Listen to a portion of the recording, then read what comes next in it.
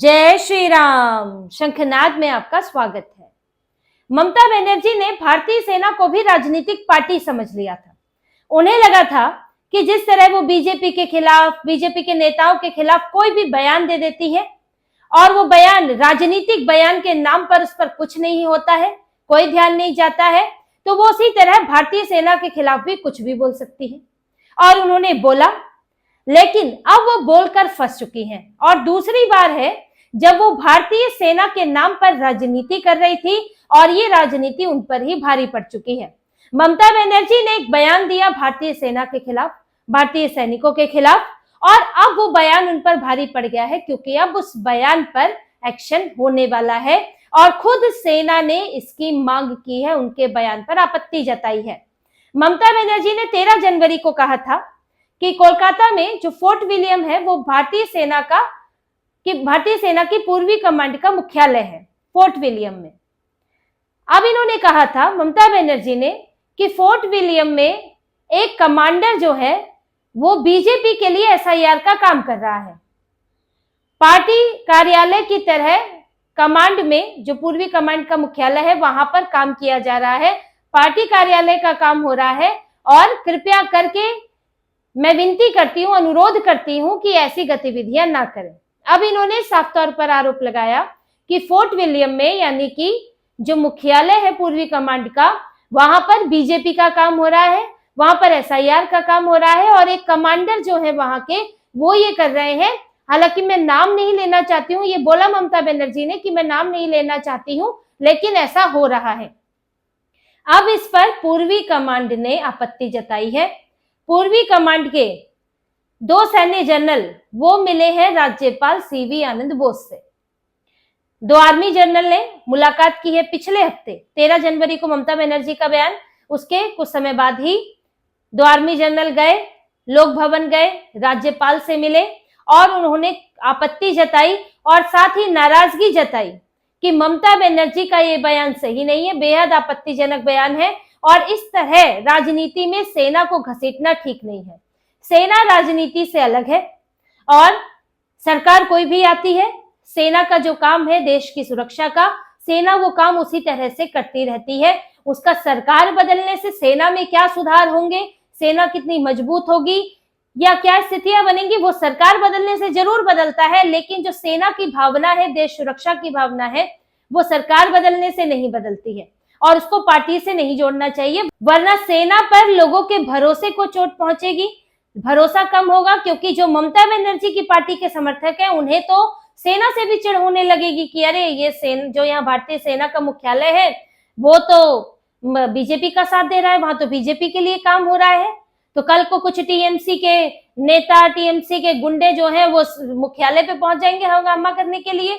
तो आप इस तरह से सेना को तो नहीं ले सकते हैं। और दूसरी बात ये भी है कि आज सेना को एक सम्मान की नजर से देखते हैं, सैन्य कर्मियों को सम्मान की नजर से देखा जाता है, लेकिन अगर उन्हें भी पार्टी का ही कार्यकर्ता समझ लिया जाएगा तो लोगों का क्या नजरिया रहेगा, वो भी तब जब आप इसके लिए कोई सबूत नहीं दे पा रही है। अगर ममता बनर्जी को ऐसा लगा या ऐसा उनको जानकारी मिली कि कोई सैन्य कर्मी है वो बीजेपी के का काम कर रहा है, वो भी मुख्यालय के अंदर, फोर्ट विलियम के अंदर, तो वो इसकी शिकायत कर सकती थी, वहां पर सैन्य जनरल से शिकायत कर सकती थी, वहां पर अधिकारियों से शिकायत कर सकती थी कि भाई आपके यहाँ पर इस्तेमाल जो है वो राजनीतिक गतिविधियों के लिए इस्तेमाल हो रहा है, ये सैन्य कर्मी है जो कि इसमें संलिप्त है। ममता बनर्जी एक औपचारिक शिकायत कर सकती थी सेना के पास और उस शिकायत पर अपडेट भी ले सकती थी कि क्या उसमें हुआ है मेरी शिकायत का।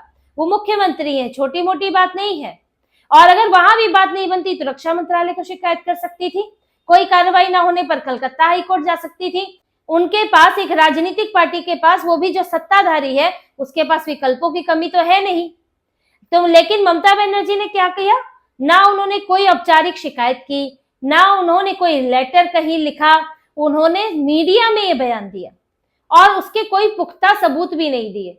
यानी कि साफ है कि ममता बनर्जी ठीक जानकारी स्पष्ट रूप से नहीं देना चाह रही थी, उन्होंने बस इसमें आरोप लगाने थे तो उन्होंने आरोप लगा दिए।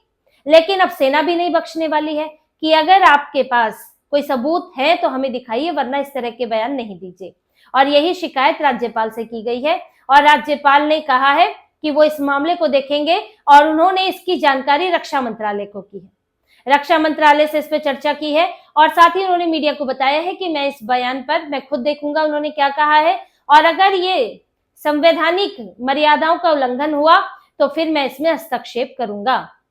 यानी कि ममता बनर्जी की अब जवाबदेही तय होगी। ममता बनर्जी से पूछा जाएगा कि ये बयान उन्होंने किस आधार पर दिया, अब वो इसका स्पष्टीकरण दे। अगर वो नहीं दे पाती है स्पष्टीकरण तो फिर वो या माफी मांगे या फिर जो एक कार्रवाई मुख्यमंत्री पर हो सकती है वो कार्रवाई की जाएगी। अब इस गंभीरता को समझिए कि ये बयान जो है वो ऐसा बयान नहीं है कि शुभेंदु अधिकारी के बारे में कुछ बोल दिया, दिलीप घोष के बारे में कुछ बोल दिया, पीएम मोदी अमित शाह के बारे में कुछ बोल दिया।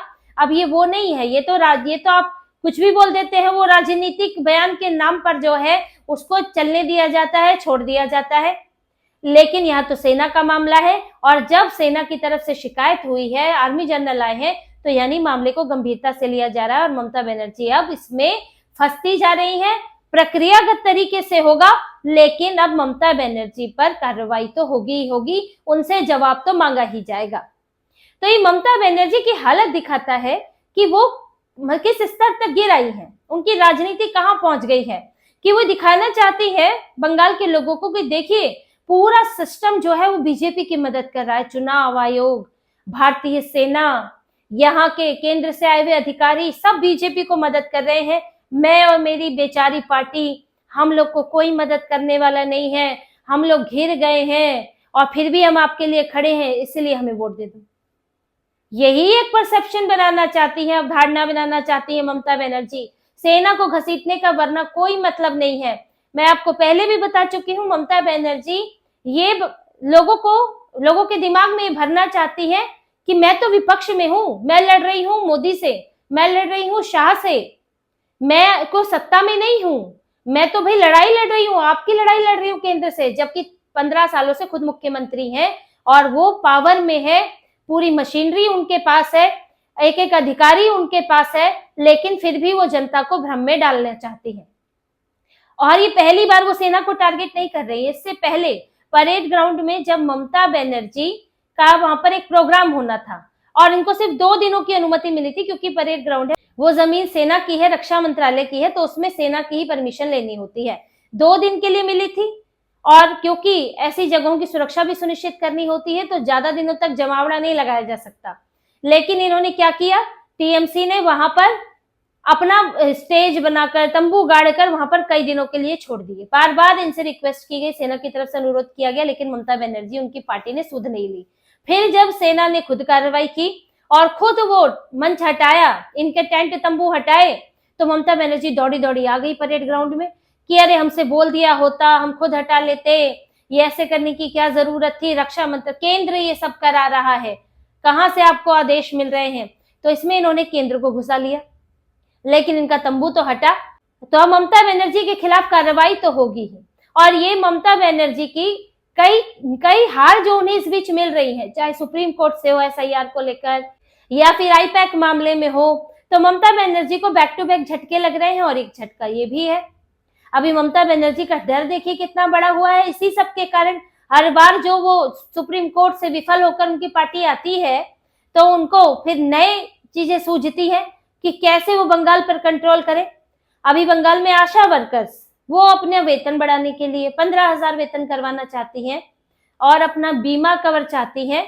उसके लिए वो लोग प्रोटेस्ट करना चाहती थी, एक विरोध प्रदर्शन निकालना चाहती थी स्वास्थ्य भवन तक, यानी कि कोलकाता में जो सॉल्ट लेक एरिया है वहां पर स्वास्थ्य भवन की बिल्डिंग तक एक विरोध प्रदर्शन करना चाहती थी। कोई ऐसा नहीं था हंगामा, एक शांतिपूर्ण विरोध प्रदर्शन।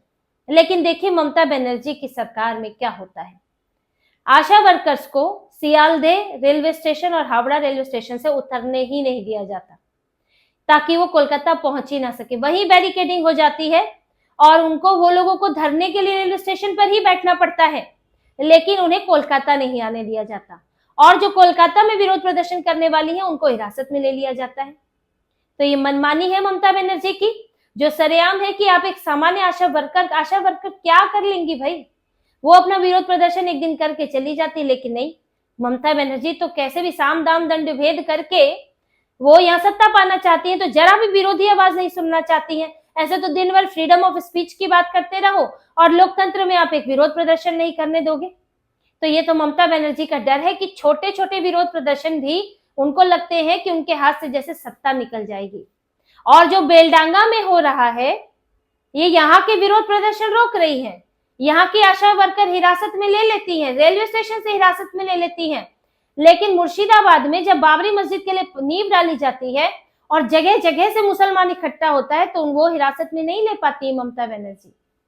ये आशा वर्कर पर जोर चलेगा इनका, लेकिन वहां बाबरी मस्जिद की नींव रखने वालों पर जोर नहीं चलेगा।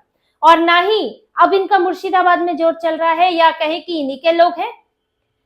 बेलडांगा में हिंसा हुई है और हिंसा की वजह क्या कि उड़ीसा में एक व्यक्ति मारा गया था, वो बंगाली मुसलमान था, और पुलिस का तो कहना है कि झगड़ा कुछ और था, इन्होंने इसे रंग दे दिया बंगाल का, और उसके नाम पर इन लोगों ने बेलडांगा में हिंसक विरोध प्रदर्शन किया।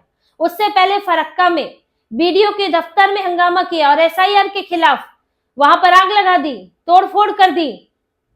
तो ये अब ममता बनर्जी की पुलिस वहां नहीं पकड़ पा रही है, वहां नहीं रोक पा रही है, कोर्ट को दखल देना पड़ा है। सुप्रीम कोर्ट में मामला गया था, जिसमें बीजेपी के भी नेता हैं और भी याचिकाकर्ता हैं, और उनका कहना है कि मुर्शिदाबाद में हालात काबू से बाहर है, वहां की पुलिस कुछ नहीं कर पा रही है, तो कम से कम वहां पर सेंट्रल फोर्सेस बुलाए जाए, केंद्रीय सुरक्षा बल बुलाए जाए।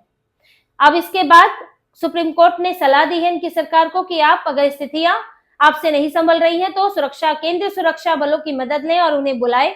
और साथ ही एसपी और डीएम को भी कहा है कि आप जो है सख्ती से इस पर काबू पाए, आयरन हैंड का इस्तेमाल करें, यानी कि आप सख्त से सख्त कदम उठाएं, ताकि जो मुर्शिदाबाद में लगातार हिंसा की घटनाएं बढ़ रही हैं उन पर रोक लग सके, वरना इसके और बुरे परिणाम हो सकते हैं और ये हिंसा और ज्यादा बेकाबू हो सकती है।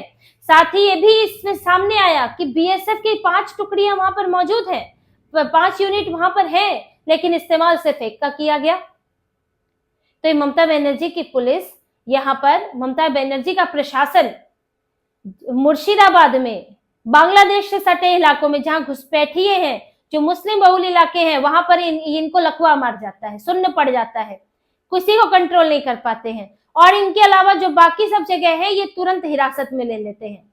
तो ये ममता बनर्जी की एक ये मुसलमानों के सामने लाचारी, घुसपैठियों के सामने लाचारी और बाकियों के सामने इनकी तानाशाही साफ दिखती है, और यही चीजें सामने आ रही है। और जब ये सामने आ रहा है तो ममता बनर्जी की बौखलाहट बढ़ रही है, बेचैनी बढ़ रही है, उन्हें अपनी सत्ता जाती हुई दिख रही है कि अब उनकी हकीकत लोगों के सामने है। तो ऐसे में वो अब भारतीय सेना को भी घसीट रही हैं, चुनाव आयोग को तो घसीट ही लिया था, तो वो सारी ऐसे कोई काम नहीं छोड़ना चाहती, किसी और कोई भी ऐसा तरीका नहीं छोड़ना चाहती है जिससे कि इस बार उनकी सत्ता उनके हाथ से चली जाए। तो इसी तरह की और खबरें और विश्लेषण आपके लिए लाते रहेंगे, हमसे जुड़े रहिए, सब्सक्राइब कीजिए, कमेंट कीजिए। बहुत बहुत धन्यवाद। जय श्री राम।